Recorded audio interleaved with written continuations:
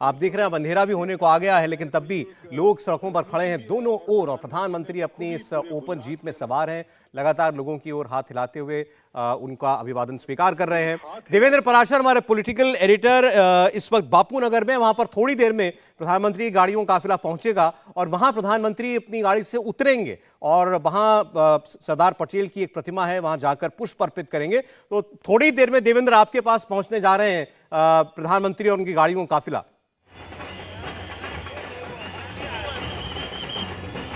और सौरभ, अब से थोड़ी देर के अंदर उम्मीद की जा रही है, क्योंकि आगे प्रशासन की जो गाड़ियां चल रही हैं उस काफिले के साथ, उनमें तकरीबन 10 गाड़ियां और स्पेशल पर्पस व्हीकल जो बीच 2 गाड़ियां चल रही हैं उसकी, वो सारी गाड़ियां यहाँ पे आगे आ चुकी हैं। ये इन गाड़ियों को रूट से आगे इस मकसद से रखा जाता है ताकि पूरे रूट को वो क्लियर कर सके। उन 10 गाड़ियों में सुरक्षा बल के जवान मौजूद हैं और वो जगह जगह पर उतर कर कहीं पर रूट की कोई समस्या है तो उसको क्लियर कर रहे हैं। तो यहाँ से वो गाड़ियाँ आगे जा चुकी हैं।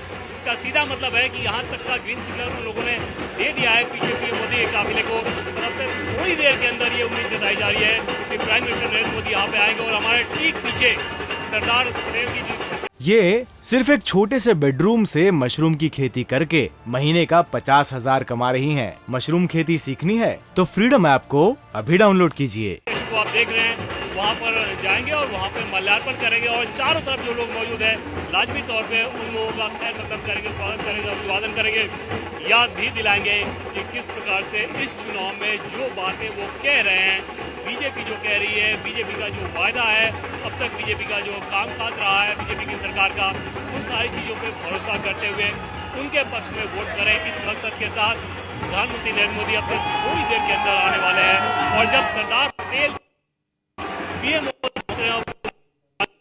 माहौल चुनाव का हो तो इसी से लगाया जा सकता है कि ये कितना महत्वपूर्ण है। और एक और अगर आप देखें तो सुरक्षा बल के सुरक्षा की जो गाड़ियां हैं वो यहाँ पर आगे आनी शुरू हो गई और बस अब से चंद सेकंड के अंदर प्रधानमंत्री हैं और प्रधानमंत्री नरेंद्र मोदी का काफी तरह से यहाँ पे पहुंच चुका है सरदार। देखिए तो ये आप प्रधानमंत्री वहां पहुंच गए जहां देवेंद्र, उनकी आवाज जो है ब्रेक होना शुरू हो गई, कट कट के आ रही थी। इसका मतलब ही होता है कि प्रधानमंत्री की गाड़ी वहां पहुंचने वाली है। जो जैमर साथ में चलता है उसकी वजह से इलेक्ट्रॉनिक कम्युनिकेशन में दिक्कत होती है। तो प्रधानमंत्री नरेंद्र मोदी अब बापू नगर पहुंचे हैं, अहमदाबाद के बापू नगर में, और यहां पर वो अपनी गाड़ी से उतरेंगे और सामने सरदार पटेल की प्रतिमा है वहां जाकर माल्यार्पण करेंगे। देखिए गाड़ियां धीमी हो रही हैं, अब प्रधानमंत्री उस जगह पहुंचने वाले हैं। फ्लाईओवर के नीचे ही वो जगह है और थोड़ी देर में उनकी गाड़ी रुकेगी। और आप लोगों को देखिए, आप सड़क के दोनों तरफ लोग जो हैं वो मौजूद हैं, इंतजार में हैं। ये पहले से नहीं जानते थे कि यहाँ कितने बजे प्रधानमंत्री आएंगे और वैसे भी उनका कार्यक्रम थोड़ा लेट शुरू हुआ, 3:30 बजे वैसे इसका ओरिजिनल टाइम था, लेकिन होते होते 1-1.5 घंटा इसमें विलंब हुआ है प्रधानमंत्री को देखने के लिए। लेकिन लोगों की उत्सुकता कम नहीं हुई। देखिए पूरे बैंड बाजे लेकर के लोग वहाँ पहुंचे हैं, ढोल लेकर के, बैंड बाजे लेकर के लोग सड़कों पर मौजूद हैं और तैयारियां पूरी की गई हैं उनके स्वागत की। और ये वो जगह है, देखिए सामने आपको दिखाई दे रही है प्रतिमा और प्रधानमंत्री उतर कर जा रहे हैं सरदार वल्लभ भाई पटेल की प्रतिमा के पास। वहां वो पहुंच चुके हैं और वहां पुष्प अर्पित करेंगे, माल्यार्पण करेंगे उनकी प्रतिमा का। सरदार वल्लभ भाई पटेल भारतीय जनता पार्टी की इस विचारधारा की लड़ाई में एक सरदार पटेल का नाम, सरदार पटेल के काम एक प्रमुखता के साथ उसको उठाया जाता है। और प्रधानमंत्री ने तो हर मौके पर सरदार पटेल के द्वारा किए गए कामों का गुणगान किया है। हम सब जानते हैं कि केवड़िया में जो दुनिया की विशालतम प्रतिमा बनी सरदार पटेल की, वो मोदी सरकार के कार्यकाल के दौरान बनी। देखिए कैसे झुककर चारों दिशाओं में वो मौजूद जनता को झुककर उनका धन्यवाद कर रहे हैं, इतनी भारी संख्या में निकल कर आने के लिए। और यहाँ सरदार पटेल की प्रतिमा पर माल्यार्पण करने के बाद वो फिर एक बार उतर रहे हैं और अपनी गाड़ी में वो सवार होंगे। और देवेंद्र अब दोबारा जुड़ गए हमारे साथ। जी देवेंद्र, तस्वीरें हमने दिखाई अभी प्रधानमंत्री की।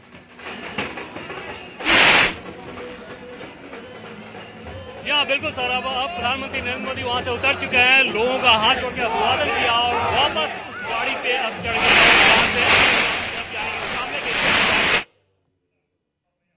चलें, अभी भी साफ आवाज नहीं आ रही है। ये देखिए आप प्रधानमंत्री का जो ये जेस्चर था जनता की ओर, जनता जनार्दन है, जनता ही भगवान है और जनता की सेवा करना ये लक्ष्य है। ये किसी भी राजनीतिक पार्टी का ये गोल और मोटो होना चाहिए। और बीजेपी और भारतीय जनता पार्टी और मोदी दोनों, प्रधानमंत्री मोदी इस बात को कहते आए हैं, दोहराते आए हैं। खुद को प्रधानमंत्री नहीं कहलाते हैं, प्रधान सेवक कहलाना पसंद करते हैं। और जनता के बीच में भी आपने सुना, लोगों ने इसी नाम से उन्हें पुकारा। और यहाँ से और अब गाड़ी बढ़ चली है, यहां से आप देख रहे हैं थोड़ी देर में अब अगले गंतव्य की ओर वो पहुंचेंगे। पंडित दीनदयाल उपाध्याय और नेताजी सुभाष चंद्र बोस, इनकी जो प्रतिमाएं लगी हुई हैं शहर में, वहां पर भी इसी तरह प्रधानमंत्री उतरकर अपने श्रद्धा सुमन वो अर्पित करेंगे। लेकिन ये काम इतना आसान नहीं है, इस तरीके से रोड शो करना, भारी भीड़ के बीच में से निकलना। और प्रधानमंत्री को आपने देखा, जैसे ही वो गाड़ी में सवार हुए, लोगों का एक बिल्कुल उत्साह जो चरम पर था वो देखने को मिला। और इसमें सिक्योरिटी के बहुत मायने नहीं रह जाते, 1-2 फीट की दूरी पर उनसे लोग खड़े होते हैं और प्रधानमंत्री की गाड़ी बीच में चल रही है। और यहाँ से अब आगे बढ़ चुकी है उनकी गाड़ी। पूरा रूट जो है वो तय किया गया है उनकी गाड़ी का, 50 किलोमीटर लंबा ये रूट है और पूरे रास्ते इसी तरह आपको लोग खड़े हुए दिखाई भी देंगे। कई लोगों से हमारे संवाददाताओं ने यहाँ पर बात की है और वो लोग जो थे उनमें बीजेपी के कार्यकर्ता भी थे और बहुत बड़ी तादाद में आम लोग भी थे। पहले एक बार अब देवेंद्र के पास फिर चलते हैं और यहां से आगे बढ़कर क्या क्या कार्यक्रम है देवेंद्र से वो जानते हैं। जी देवेंद्र।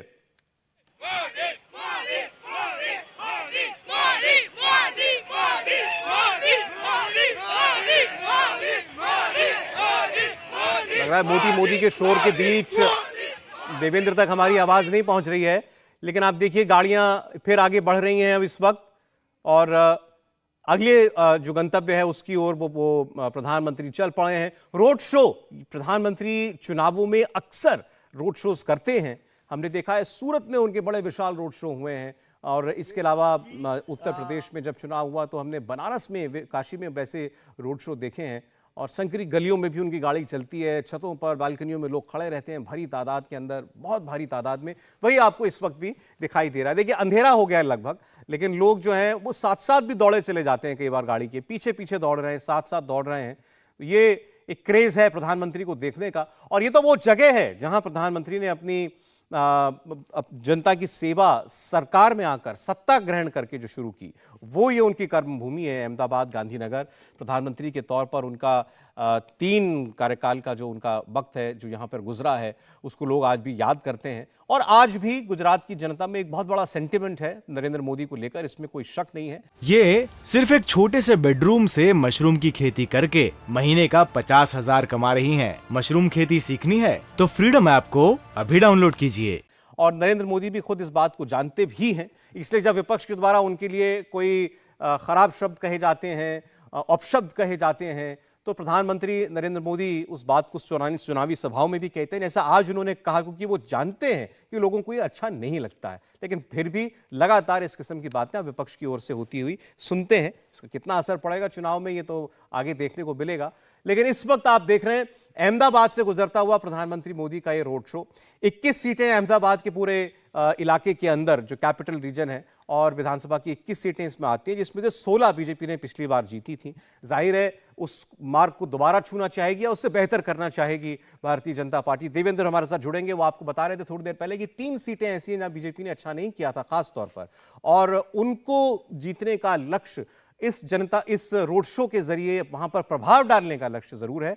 और लोगों के बीच पहुंचकर एक मास कनेक्ट करके लोगों के मन में छाप छोड़ना कि अगली 5 तारीख को जब यहां पर मतदान पड़े तो उन्हें प्रधानमंत्री मोदी की ये तस्वीर, ये छवि भी याद रहे।